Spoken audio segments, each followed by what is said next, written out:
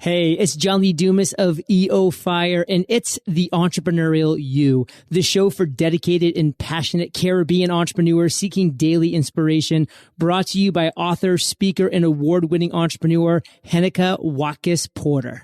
You must be prepared to ignite. I get pitched to be on my podcast probably 2 to 3 times a day. Everyone says the same thing. Tom, I love your podcast and would love to be a guest. There's only one problem, Heneka. I don't have a podcast. And they're just robo-pitching. And you think about that, that's not being a guest. That's being slimy. That's being spammy. That's everything that people hate. If you want to be introduced to somebody's audience, somebody's friends, somebody's tribe, well, you need to earn that. And, you know, Gary Vaynerchuk always talks about jab, jab, jab, right hook. And I probably missed a couple jabs in there. I look at it as serve, serve, serve, serve, ask, right? So serve.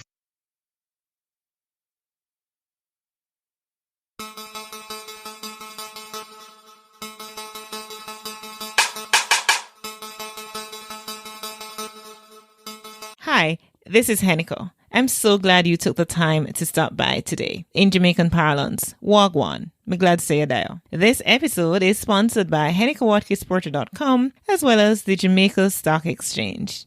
Now, on HenekaWatkis-Porter.com, you can visit us for blogs, resources, books, online podcast courses, podcasts, and more. If you are new to the Entrepreneurial You podcast, be sure to check out past episodes with guests such as John Lee Dumas, Patrice Washington, Seth Godin, Richard Branson, Amy Porterfield, and a host of other game changers.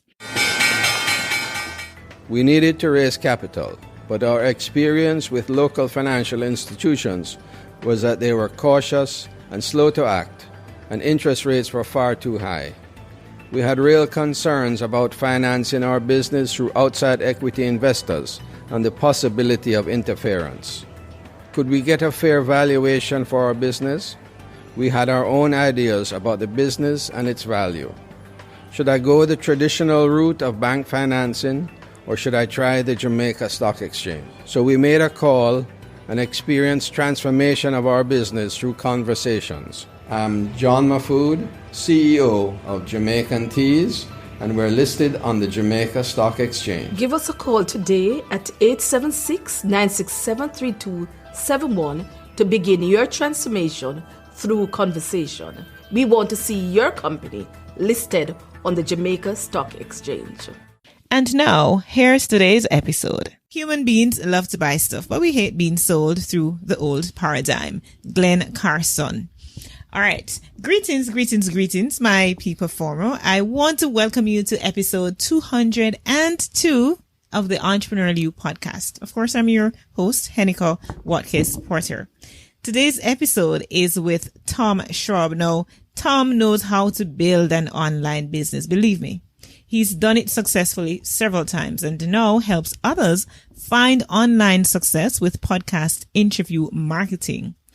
As a Navy veteran who ran nuclear power plants and an inbound marketing engineer, Tom Schwab has a refreshingly unique approach. He helps thought leaders like coaches, authors, speakers, you name them, get featured on leading podcasts. So their ideal prospects, that they're already listening to those shows. So Tom gets these thought leaders in front of those people.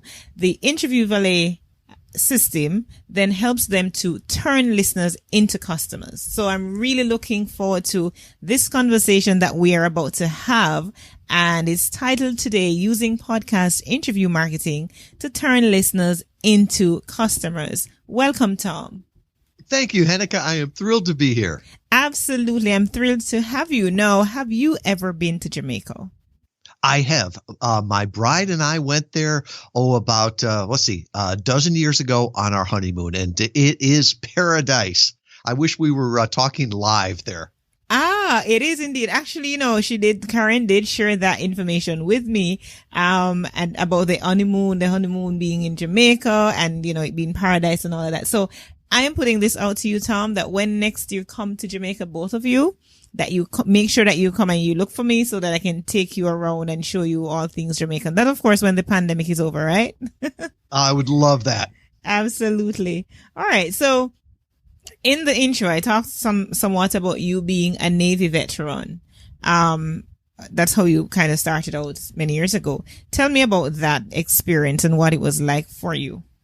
Yeah, so I was lucky enough or blessed enough to get into the United States Naval Academy, where thank you to all the U.S. taxpayers for paying my education.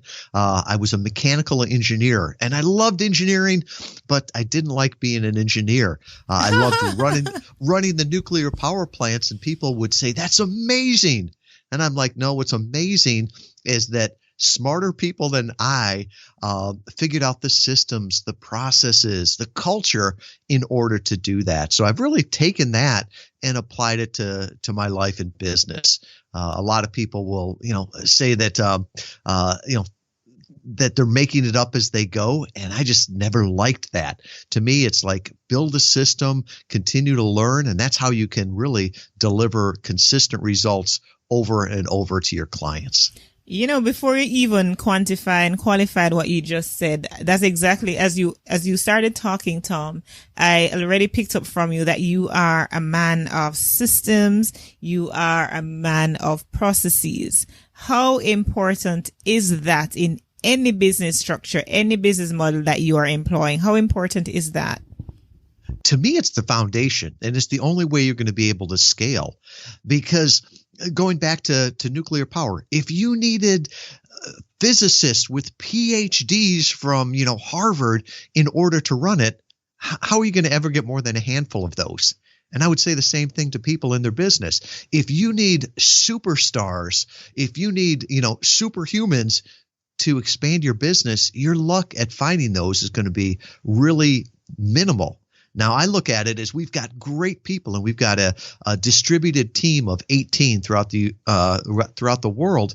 And so we find the best people, but then we give them the systems, the processes, the resources in order for them to use those. And often I think as business leaders, we say we blame it on people. Well, they didn't do this right. And I always look at it and say, well, 99% of the world wants to do a great job.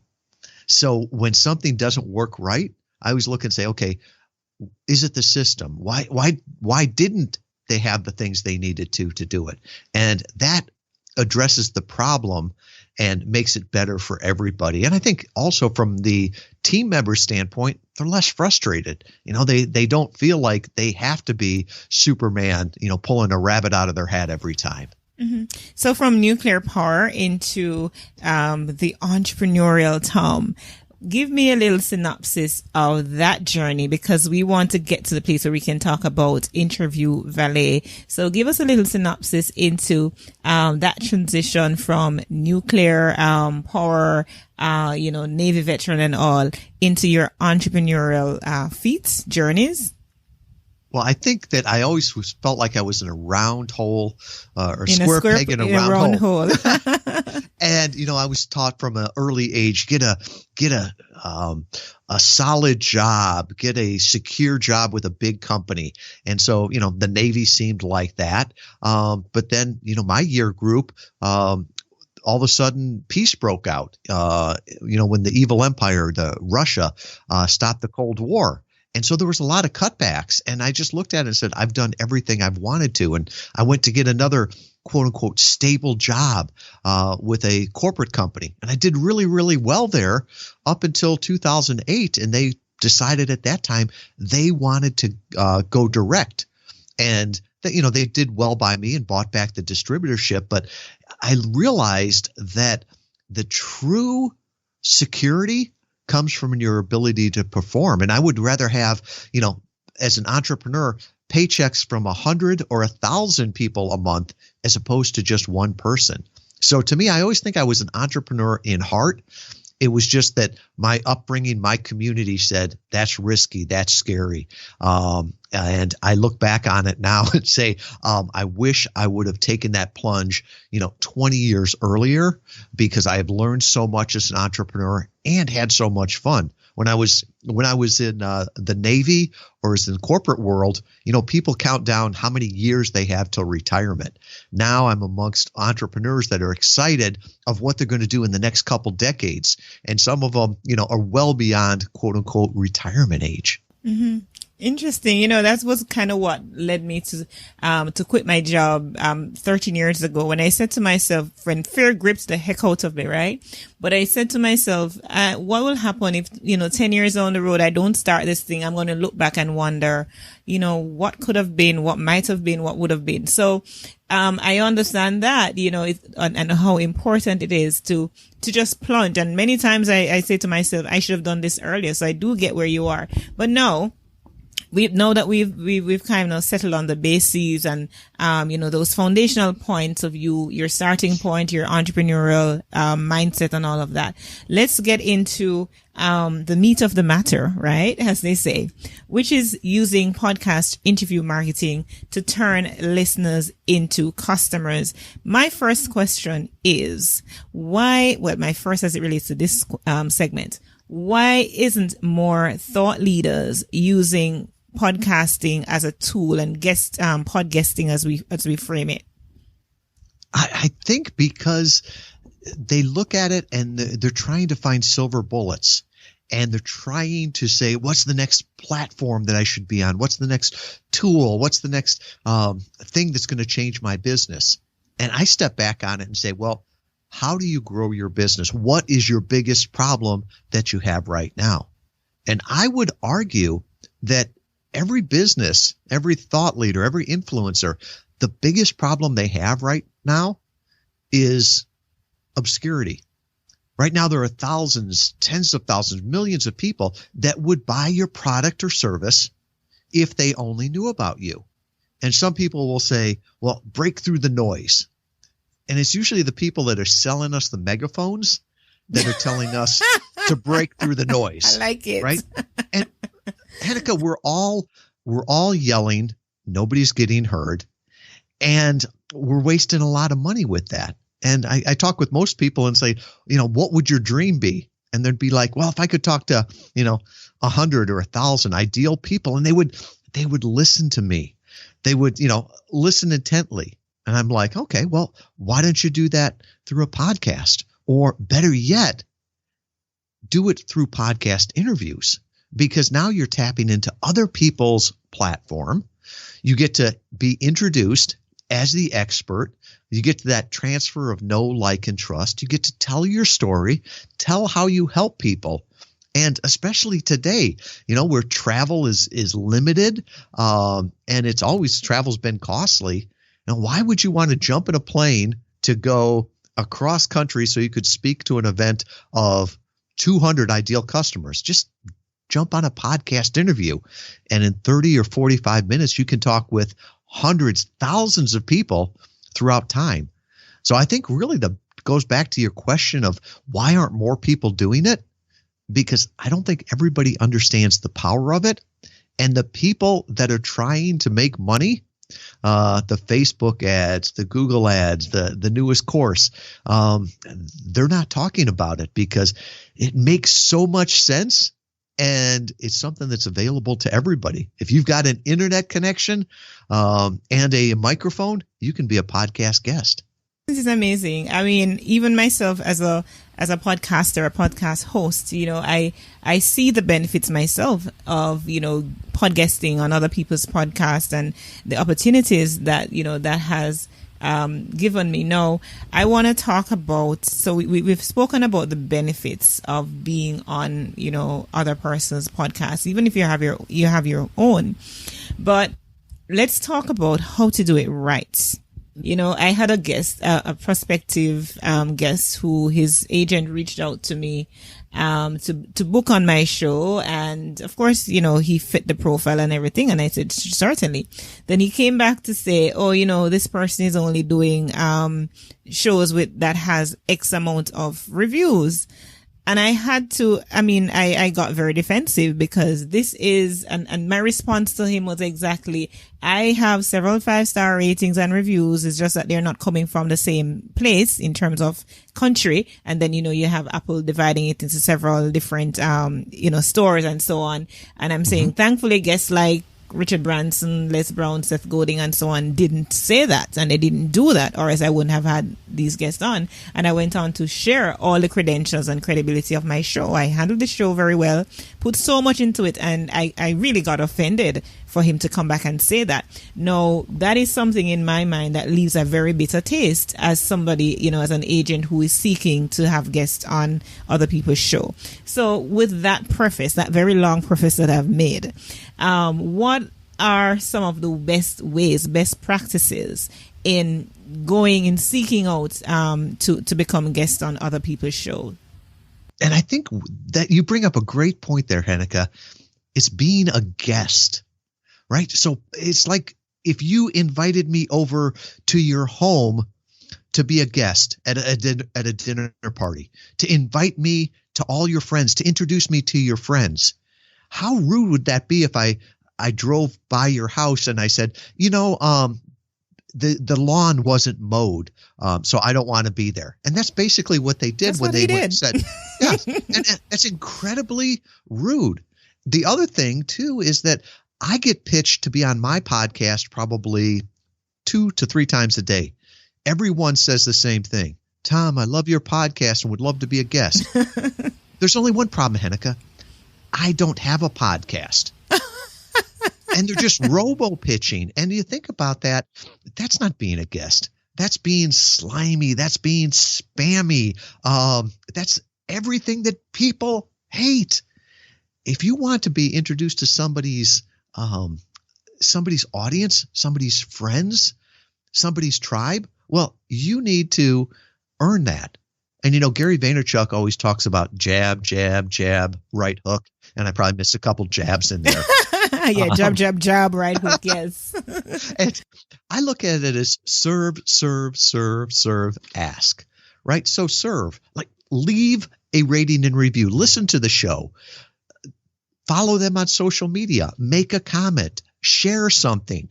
After that, the podcast host, you are, right? We're all vain. We all listen for our names. After that, then you've earned the right to reach out to them. And it's not to pitch yourself to be on the show. It's to introduce yourself, an idea that might help the host.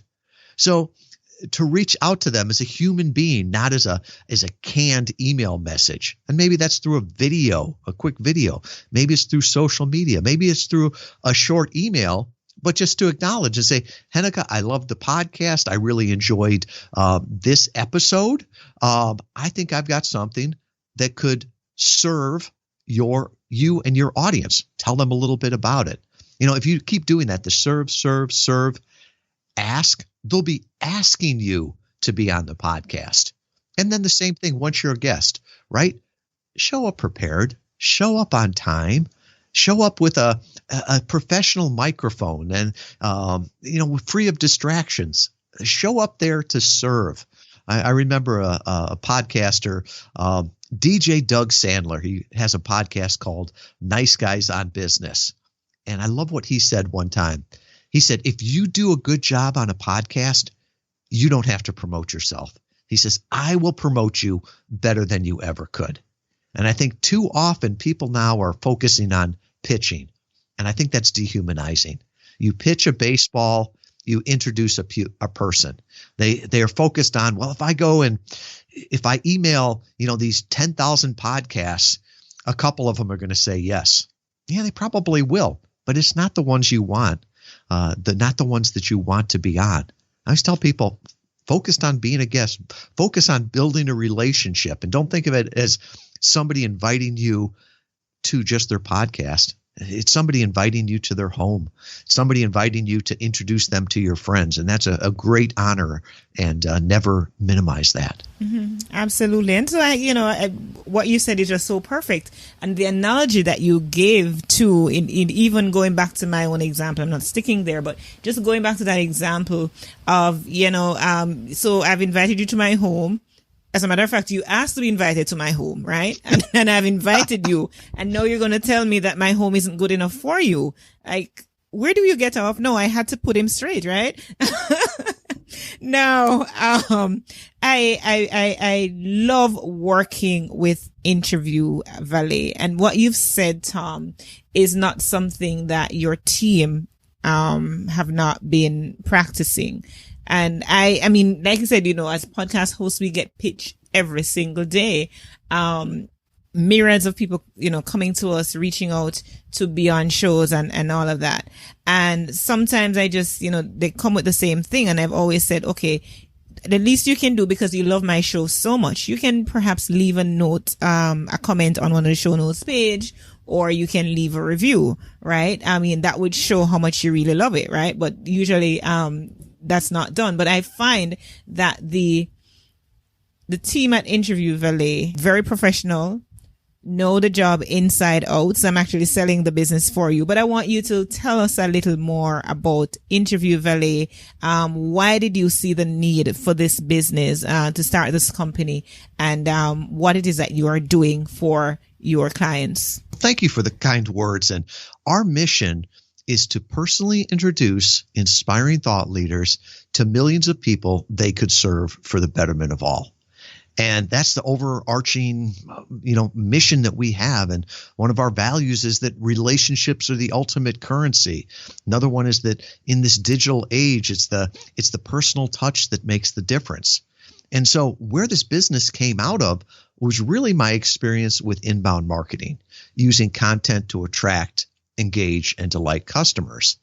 And back a dozen years ago, the trick, the hack, if you will, was to do guest blogs. So instead of me writing a blog and having it seen by 3 people, including my mom and my wife, would be to guest blog, put that blog up on a site where my ideal customers were already listening or already reading. And so back in 2014, I started to hypothesize that you could use podcast interviews the same way. You could tap into other people's platforms to get that know, like, and trust. So we started to test it in 2014. I wrote a cheesy book, a PDF in 2015, and people read it and they said, well, I want to be the guest. You just take care of all the rest. And that came from a client, and that sort of became our tagline.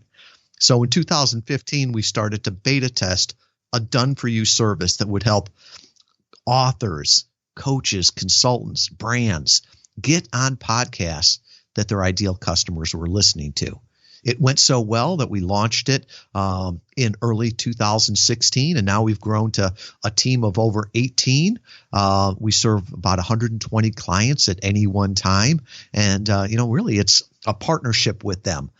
We want them not just to get on podcasts, we want them to be able to grow their brand and grow their business with podcast interviews. So, a lot of people come to us and say, can you get me on a podcast? And I always respond, there's 1.8 million podcasts right now. You don't need my help. But if you want to grow your business with podcast interviews, that's what we focus on. And how has that experience been like for you? What are some of the most proud moments that you have that you want to share? Oh, and thank you for asking that. And, it's like sometimes I feel like a parent, right? A proud parent of not what I've done, but what the team has done. And I just love that when I go to a conference or somebody tells me about, I love Interview Valet because of this, and it's nothing that I did, but it's something that the team did. Or to be listening to a podcast and hear the host talk to the guest and their friends, and then to hear them back and say, you know what, we're starting to be a partners, right? We're going to do a deal together. Or they became a client even before the show aired, or for them to come back and say, those podcast interviews changed my life. I can think of one lady that was she'd left the corporate world. Sharon is a PhD, and she left the corporate world, and we helped her launch her first book. Well, she did the podcast interviews, and then she said, I love these so much that I'm going to do my own podcast. And then she started to get people to ask her after the event for coaching and consulting with that. And then after that, she had so many people, she started to do live events. And I remember she gave us a video testimonial just a while ago. And it was something that I could have like shown at my funeral. I was so proud of it. She's like, you helped launch my business. You helped change my life. And it's really that whole thing of exposure brings opportunity. And she had enough exposure that it brought all this other opportunities. We've worked with authors that have gotten on, USA Today bestseller list or Wall Street Journal bestseller list, and how it changed their lives. Or even from the customer standpoint of, I heard this person on a podcast, and I was in a dark time in my life, and all of a sudden, it changed my life. And that's another one that I actually got to meet a podcast host and a podcast guest and one of his coaching clients. He invited me down to one of his masterminds, and the two of them told me the story. And this gentleman had heard him on a podcast interview, and he was in a dark time, and he was considering making a decision that would greatly impact his life, his family, all of the rest of this. And he was in a dark place, and he heard JB on an interview. And he's like, wow, this gives me hope. He reached out to him. He started coaching with him, and his life turned around, and they invited me down. And I've got the picture with the three of them. And it's like I had a small portion of what happened there. It was mostly the team. It was mostly our client. But I'm proud to say that we had an impact on that. Right. That's such a heartwarming story. Now, Tom, I know, definitely there would have been challenges along the way, but I'm going to kind of almost, let this be the happy note on which we, kind of bring a close to our conversation. So I won't get into the challenges and stuff that you've had, because I'm sure as a business person, as an entrepreneur myself, there has to be challenges along the way. Now, what I'd love for you to bring home, Tom, as we close, is just your final words, your final thoughts on how we can turn listeners into customers, as persons wanting to share their thoughts with others. Yeah, really, exposure brings opportunity. So if you can get in front of your ideal customers, get them that know, like, and trust. They're going to hear you on a podcast interview, and some people are going to turn you down, and other people are going to turn you up. That's fine. Those people that turn you up, those are your ideal customers. And I always say that everything we do is not magic. It's not a secret. Like I said, I published a book. It finally went out, and it's coming out in Audible now, and it's called Podcast Guest Profits. And it gives the exact system that we use that you can use yourself. And we just do it. That's all we do. We do it with excellence. But if you just want to do it yourself, please, I urge you. What's ordinary to you is amazing to other people. You could help so many people, and just do it right.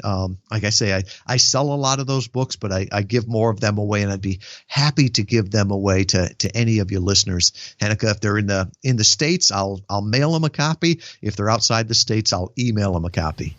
Oh, sounds good. Thank you for that. I was just about to ask you to give your final on that, as well as to share your contact details. How might my community get in touch with you? Sure. So with this, I know you're doing a lot of things. You're multitasking. So I'm going to give you just one place to go. If you go to interviewvalet.com/TEY. And when you do that, I'll put all my social media there, my email if you want to contact me. There's an assessment. Will podcast interview marketing work for you?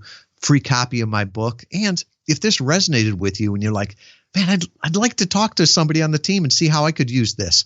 I'll put a calendar scheduling link there, and we would love to talk with you. All of those things will be back at interviewvalet.com/TEY. Wow. Thank you so much, Tom Schwab. Thank you so much for spending time with me, talking about, something that is of quite, big relevance right now. We need to be getting in front of our customers. We need to be, because if nobody knows about us, right, then it makes no sense we're in business. Correct? Correct. You're not helping anybody if they don't know who you are. Absolutely. So thank you, Tom. Thank you so much. And thank you, my peak performer, for tuning into this episode with Tom Schwab. I certainly look forward to connecting with you next week.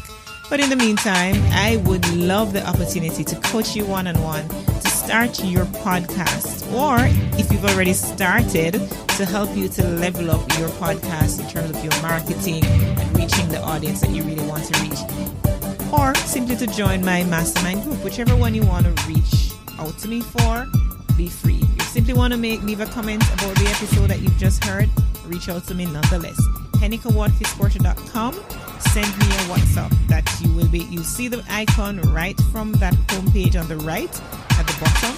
Just send me a message and I will respond to you. It comes directly to my phone, so rest assured you'll hear from me. On this week's Point of Hope, I want to share with you, blessed be the God and Father of our Lord Jesus Christ. According to his great mercy, he has caused us to be born again to a living hope through the resurrection of Jesus Christ from the dead. 1 Peter 1, verse 3. Walk good.